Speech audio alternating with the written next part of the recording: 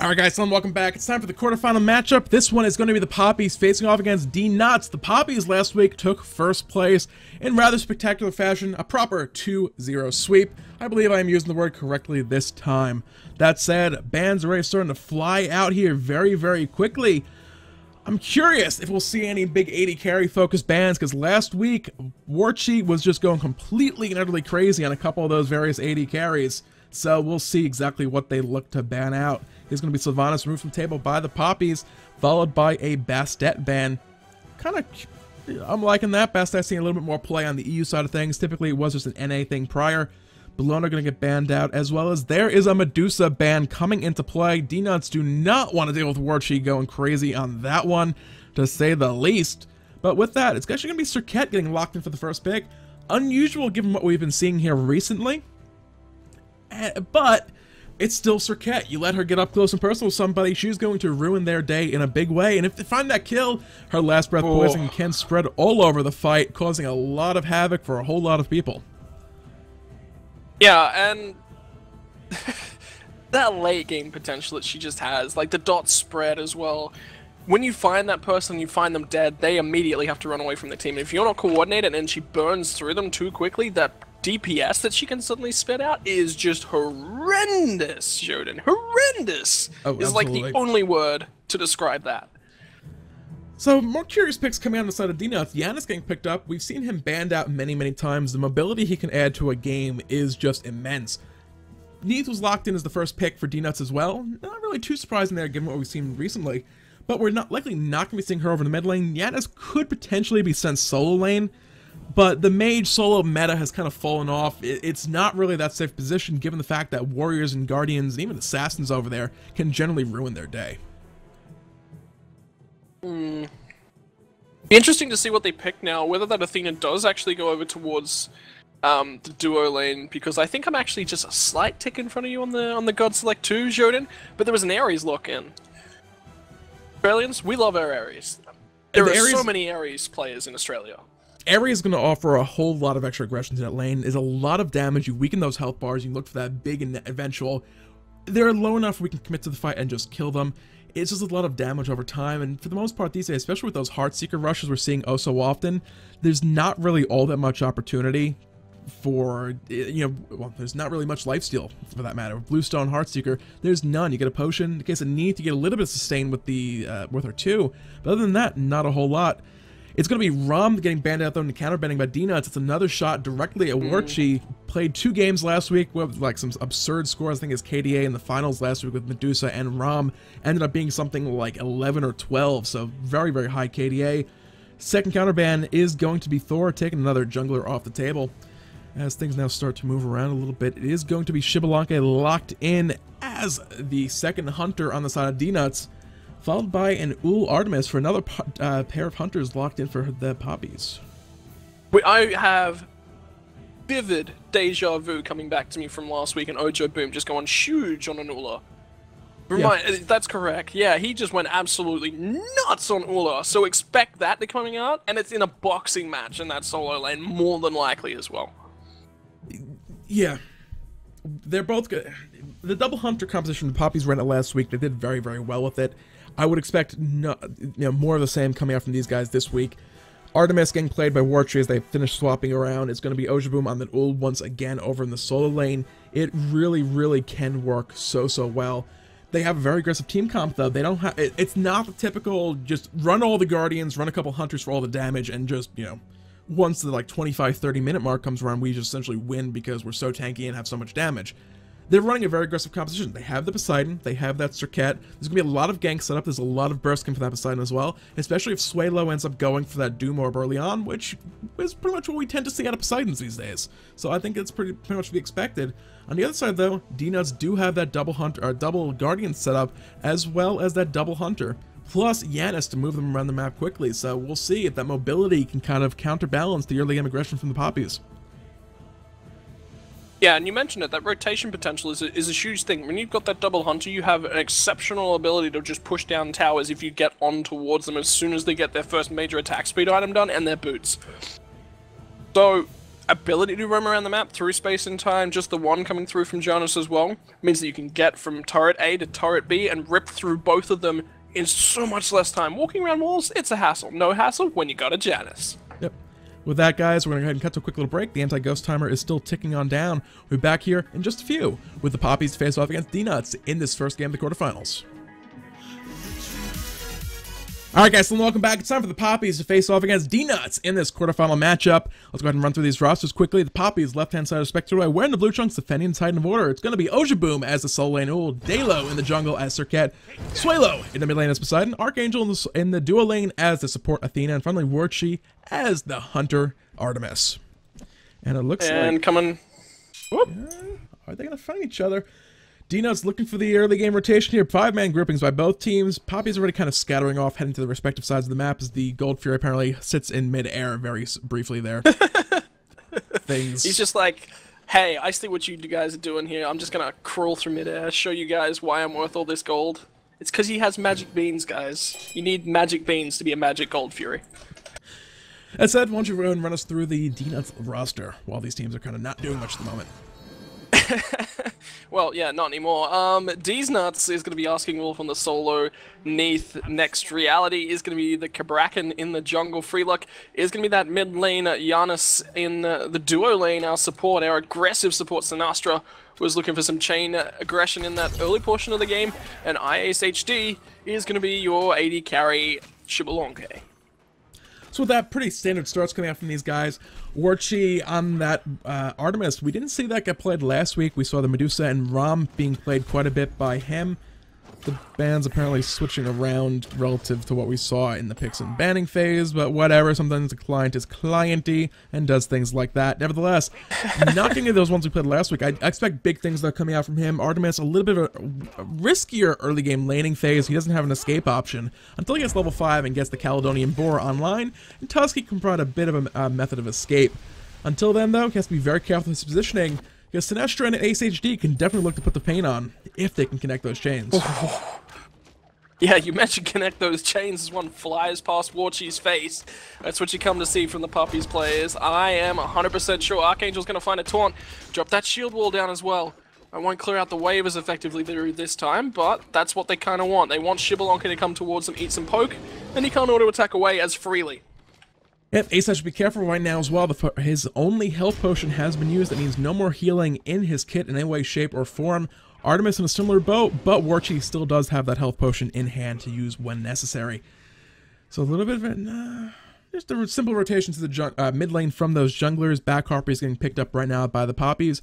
We see Cabrakan kind of making a rotation over towards his left lane right now, looking to catch Warchi or Archangel out of position. They are aware of this rotation coming in, though. They walked across the ward near the Gold Fury pit, and they backed off far enough just to deter any possible gank attempts coming out of next reality. When you're playing that Ares, when you're playing against that Ares as well with an immobile hunter, that's something you have to come to expect. They knew he was in the process of thinking about rotating away from that mid lane. They planted the ward down. That's just smart play. Prepared are the Papis. They don't go doing nothing without that preparation. Yeah, it's going to also force a reasonably early beads from Warchi, if nothing else, the tier 1. If they don't go for that early on, Warchi's going to be in a spot where it's like, well, I'm going to get pulled in here.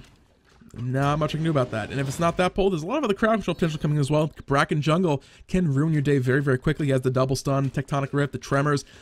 At the same time, Warchi's going to be in a bit of a rough spot just without any escape abilities. Dalo coming in for the gank right now, looking for ASHD. Is going to be thrown back towards the enemy team.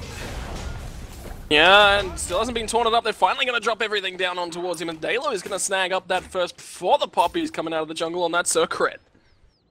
Yep, Suelo was also rotating on over just in case the help was needed. You saw Freeluck kind of in position as well. The ultimates were available. Gold Fury is about to, mid-Harpy, excuse me, are about to spawn right now. They're looking like they're going to be traded 1-for-1. As no one's really looking to fight right now. Poppy's picked up the first blood, splitting those Harpy camps. We'll see if they can maybe find a pick here in the mid lanes. They're going to look for a little bit of grouping up. It'll be a 3v2. They're going to get on towards. Archangel's going to be the first one to land that taunt. Kraken comes down as well. So much damage being dropped through. Unstable Portal kind of really doesn't do anything. So, sorry, Unstable Vortex as they go for next reality. Not quite going to be focusable onto towards him. Freeluck is now just getting burned through. He's got the through space and time at least to jump through one more. That'll save his life. We were talking about that, Janus, and being able to jump through walls. Who walks around them these days? You just pick Janus. Yeah. Well, Dela goes over them with that Serqet. A couple of the other guys have the option as well, though not in this game. Neith. Where did I pull that one out of? Neith can backflip through the air, can't go over walls though. He can go over a mirror wall, not the map walls. There's also some crazy little things like that. It's like walls. Why do they not? Ojo Boom. I don't know. On Ullr, he can actually go over walls with his melee form 3, yeah. Forgot about him. He's hiding over there. Soul Lane. It's an island. We forget about them. And I was actually going to talk about them just before. Ojo Boom got the earlier trade down and was winning in the trade advantage, but was losing out in the mana. So sometimes when you're in that lane as well, you've got to think about your mana and your health bars both as resources, and that mana buff as well. It's another resource that you can use both for experience, gold, and to top up your resource bars. So when you're shoving down on towards minion waves, you're looking for harass. Do you trade mana for health? Or do you trade mana for creeps? Or do you trade, you know, mana to maintain your health? Those are your options, as well as the cooldowns. Cooldowns are a portion of that resource as well, because you can't keep trading once you've burned, you know, a portion of your mana bar. Even though, you know, you may have further portions of your mana bar to utilize. If you haven't got the cooldown, you can't utilize them. So that's something to keep in the back of your mind when you're trading in future in your lane, is that sometimes you can look to burn that mana to trade a little bit, especially once you've cleared out that creep wave. Try and get that health advantage. And Ojo Boom able to do that in the early portions of the game, but now Neith's got more sustain, she's been forced to the base, and she's just going to live totally fine. She also has the wave clear. You can see Ojo Boom taking a little bit longer, take some extra poke from those archers. Still no sustain in line for those guys, no potions in hand for Ojo Boom either. So any damage he takes, a little lifesteal from the axe stand, but let's face it, 4% at this point in the game. Asking Wolf is not going to let Ojo Boom sit in the middle of the wave and sustain off at like 5-6 health per hit. Ooh, left-hand side, Taunt's going to come down from Archangel and going to jump directly on towards Sinestro. He picked the Ares. He's looking for some aggression, but he's the one getting aggressed on. Yeah, you definitely don't want Artemis getting ahead earlier either. With her passive, she effectively has a free rage every hit she hits. Is it in a row? She gets extra crit from her passive. The exact wording of it is lost to me at the moment. I think it's identical to rage, except for the numbers on the crit chance. But they're going to find next reality. Down comes the ultimate from the Xbalanque.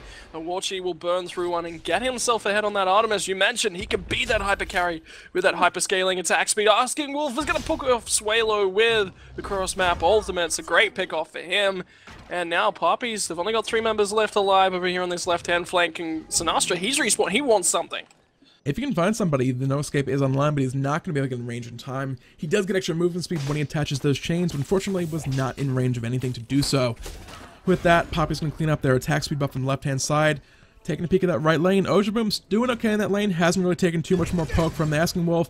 He's doing okay, he's kind of falling back to his tower for the time being. Asking Wolf, unless he looks for the dive, not really going to be able to find a kill right now. You see Ojo Boom ready defensively in that axe stance, looking to stun just in case Asking Wolf was looking to commit under that tower. He's going to go back to base, look to heal up that health bar, maybe start to pick up a new item. He's a little bit ahead as far as farm is concerned. As left side, Defender Livis coming in and looking for the kill into Ace. Going real aggressive is Archangel. He's just going to drop the shield wall and clean up that kill. Not going to donate it over to Warchi. Hey Warchi, this is mine, buddy. Get out of here. Get out of here. I ulted in for you. This is mine.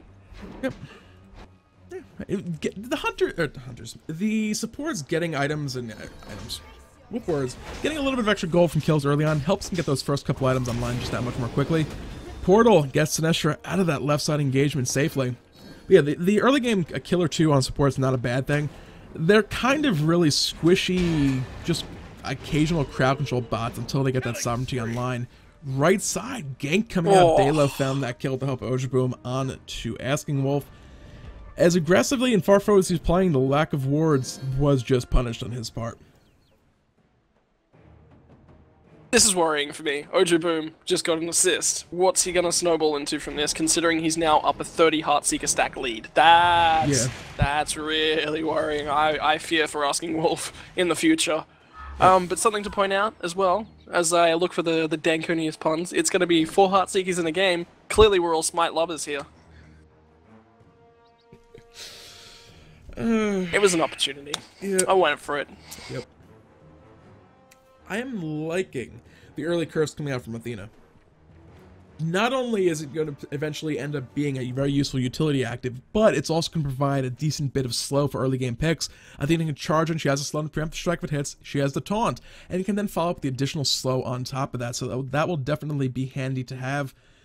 I'm also trying to touch briefly before that kill came out on the whole supports getting gold. Typically, it's like, oh my god, you know, you have to give everything to the AD carry. But there's something to be said about getting that extra first couple items online for the support as well. Early Talaria boots mean you're getting that extra gold for engaging enemies earlier on.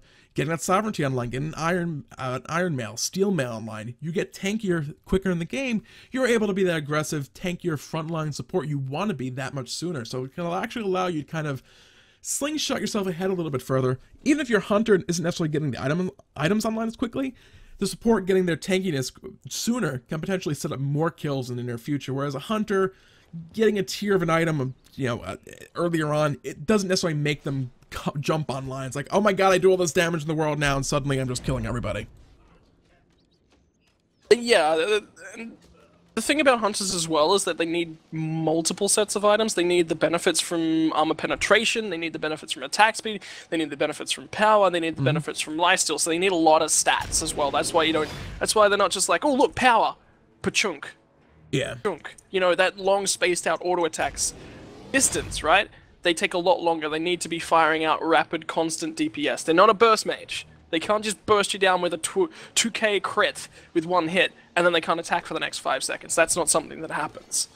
Otherwise, they'd never clear a wave. There's a couple hunters who could actually make the argument for the physical power. You can see Ojaboom, he picked up the warrior tab eye. Typically, or more typically, you see the hunters go for the ninja tab eye for the extra attack speed. Ullr is pretty heavily reliant on abilities. Medusa's in the same boat. You pick up the warrior tab eye, you just do more damaging abilities. Neith, to a slightly lesser extent, you see kind of a back and forth type thing. It's basically, in the end, it's down to just individual preference. Either one is viable. It's not like, oh, you're Ullr, you have to go warrior. Sinestra gonna find a nice no escape. This could be big. 4-man dropped underneath that one, but so many beads being burned out right at that moment. Warchi will just burn through him, and now the rest of the team is here to try and follow up. They're going to focus on towards next reality. Archangel solo! And look at this Xbalanque in the backline. He needs to confirm and get that first stack of the passive online, but he still hasn't found it quite yet. Oh, free luck will get over the wall with a sliver of health. Man, that portal up in the right time. So much juking coming out of him. That was some really nice play. Yeah. IASHD took too long to kill off that Athena on the right-hand side as well, and now he's still looking for some duels on a Warchi. Yep, back and forth right now. Ace not really winning this trade. Cow Dalo is in pursuit. That is going to be a dead ace right there. Warchi knew with Dalo coming over that wall, he did not have to pursue that any further. Will survive in the end. That was a 1-for-1 trade with the follow-up kill onto Ace in the end to kind of turn things in the favor of the Papis. Ojaboom finds another kill on that solo lane onto Asking Wolf. But the big takeaway from that was the Papis got the Gold Fury as well, so pretty big victory overall for them. Looking for the stun on the right-hand side of Ojaboom. He's going to get chased down by 3 members. Next reality's going to get the tremors down on towards him, and he just hops the wall. They will have portals at least as soon as Janus can get that one back off cooldown, but Ojaboom, he's looking to try and get out of here as soon as possible. Free luck. Unstable Vortex is not going to be enough for him to even think about continuing to chase on Ojaboom. Ojaboom found a tower. He found a kill underneath the tier 2 tower. Like I said earlier, I'm scared. I'm scared for that solo lane as soon as Ojaboom gets going. Yeah, he's already sitting 1-0-1, but despite that, Gold Fury plus just the extra farm he's getting, look at the gold difference between those solo laners. It's a 1,300 difference right now. Look at the other people on the map. It's already starting to be a pretty difference. Look at that gold graph. It's a 6,000 gold lead at the 11-minute 20-second mark. Experience as well, sitting just shy of 7,000 in favor of the Papis. They're rotating around. They're making good use of the team comp right now. And more importantly, those hunters are just about to get into that point where they're going to be becoming a real factor in these fights. And they're going to get to be real scary real soon. Right side. Ojaboom finding Asking Wolf and immediately going aggressive looking for the kill. He's trying to stay alive, but it's not looking too good. Ojaboom finds another one left side. There's another kill coming out onto Sinestra. Hello, Papis. When did you get into this gold lead scenario once again? And this is big as well. Warchi is a late game carry on this Artemis. He hasn't died yet. They picked an Ares into this trying to kill off Warchi. Oh, Ace, I wouldn't do that, buddy. I would not do that. Defender of Olympus is going to come down towards him to Warchi to make sure that they clean up a minion wave, and Dalo wants to go over towards ISHD. He's not even thinking about sticking around for this one, and that is the right decision. Yep, towards mid lane. Next reality going to get caught down by the stun from Ojaboom. The follow-up crowd control is good as well. He's going to get pulled back forward. No escape coming from Sinestra. Gonna find nobody on the pole, a little bit of damage, but that's gonna be a second kill for Dalo on that one. Ojaboom not yet done, 1v3, saying, I want these kills, they're gonna run off. The rest of the Papis thought they were done with that fight, and Ojaboom had different plans. They could, if they wanted to, right? They had somebody tanky enough. Archangel's not quite there. As soon as he gets that sovereignty online, they can just burn through a fire giant whenever they want. Yeah. That's scary. Dnutz, how are they going to contest? They have to hog steal it. They have to hog steal it, and they have to time it right. But they're so far behind. Yeah. Even, you know, the sovereignty definitely would help as far as just slightly less damage. But as far ahead as those two hunters are, that fire giant would just melt and make the call for it. If we see another big team fight going as cleanly as that one just did for the Papis, I think fire giant could be a real point of contention. Gold Fury will be up in a minute though. It's a bit of a safer option. There's no real potential. Fire giant at this point, Cabrakan could get in there, ruin the day. Sinestro could ruin the day. Even Freeluck could, you know, one unstable vortex across the right people in the middle of the fire giant fight could find kills. Asking Wolf again, Ojaboom is just having none of that Neith in that solo lane today. Just like you, I have selected you. I'm taking your Heartseeker stacks. I'm sorry, Neith, but they're mine. Wow. Rough. It's definitely rough. Mid lane, tier 1, not looking too good. Tier 1 left lane, not looking too good either. Ojaboom's looking for that tier 1 in the mid lane right now. 3 members of Papis hanging around that left side tier 1. They're trying to deny Ace HD any farm they possibly can. They're basically just waiting on Gold Fury. Nothing else to do, so why not just kind of zone out and make the other enemy hunter kind of just like, I don't want to leave. I need farm badly, but I can't get to any of it. He's got the potential to carry later on. Like, if he can get a few stacks of that passive online, he's got one already through space and time, heading towards the left side with a large portion of the team comp from Dnutz, but they're going to lose their AD carry before they can get there, and that's trouble. Watch, he's going to do a decent amount of damage. Cabrakan's at least going to get on towards him, but what can they find after this? Sinestra's just getting burned through, and he's the one with the searing flesh. Oh, look at these guys from Papis. They are so confident. They find kills, and then they turn around for the Gold Fury. Yeah, you can see that. There's a decently large shutdown bonus with that kill onto Dalo, but with the Gold Fury about to be brought down again for the Papis, going to be number 2 for them so far this matchup. It's not looking too good for Dnutz right now. The Papis, both those hunters getting very much online very quickly. 4-0-3 for Ojaboom Warchi, 3-0-9 on that Artemis. Ojaboom 1v1ing the jungler, Asking Wolf on his way as well. He's going to that's just the, you know, I want you to fight, I want you to take the back bait. I'm going to start backing to base in your face, and no, you can't really do anything about it, because I'm going to point in the game where I can 1v2 you guys, no problem. He's doing it again. Asking Wolf is just like... He wants them to fight. This is... Asking Wolf wants that mana buff. He wants it so bad. And Ojaboom's just like, no, man. He's going to help him out with it. This is Ojaboom's buff. Oh, got it. You got it. In comes the Serqet as well. They're going to just burn through Asking Wolf. And then they're going to turn on towards Next Reality. Can't quite confirm him, but at least they got the mana buff. Space and time. Freeluck's here, but he eats so much damage from Ojaboom in just those couple of auto attacks and that bladed arrow. And Ojaboom's just like, yo, minion wave. Sustain. Melee form. I'm good. Mid lane, Sinestro has a spot of trouble. The Kraken's going to come out for that big burst of damage to lock him down and find that kill. Right side, Ojaboom still going at it, now facing off against Freeluck in that solo lane. Winning the trade, Unstable Vortex going to be dodged out of. Oh, Next Reality is back. Ojaboom now using that lifesteal from the X stance for a little bit of extra sustain. He has that the Assy online now as well. He's looking for that tier 2 tower. Next Reality is going to hog the wave, but Ojaboom just doesn't care. Glory bound over the wall, pop the Invigorate, throw a stun axe into the face of Next Reality. Just run away. World Weaver's on his way, but that might not find a kill. And then look at that, they're just confident on the left-hand side, right-hand side. Ojaboom, he's now got a friend with Archangel, and he can continue to sustain. He can get into that melee form if he really wants to, and continue trying to box out, but he's just going to jump away and then switch back over to that range form in just a second. Return to that fight whenever he wants. Next Reality, he's got problems in the form of the King of the Seas, but it's going to be Ace HD trying to come in and fight this one out. I'm sorry, but that might have been a mistake. Or just a stake for Swallow. He just cleans him up, and Freeluck in the mid lane, Dalo. Creating low health bars with all those low names. That's what they're about, the Papis. Yeah, across the map, 1-for-3 exchange. Gonna be a 1-for-4 as Warchi picks up another kill in the mid lane. Papis right now sitting 22-4 as they're looking to secure these last couple towers on the map. Not going to have the chance to, though. The surrender vote will come out. Dnutz going to throw in the towel. Papis with a very commanding lead right now. 12,000 gold up. Going to be moving themselves on to the semifinals. So the Papis, first time we're seeing them so far today, coming out strong yet again. They're going to the finals. I don't know. It's going to be tough to stop them. That's what they want to do. They're going hard on for those finals. They won them last week. Can they go 2-2? 2 from 2? Go 200 points. Minimum of 80 points in the lead. That's where they would be. If Elo Fishes have already been knocked out? No, Elo Fishes are against Spicy Waffles, so we'll have to see how that one's going on. Yep. We actually will be jumping over that one here in just a minute or two, guys, so stick around. We'll be back in just a few.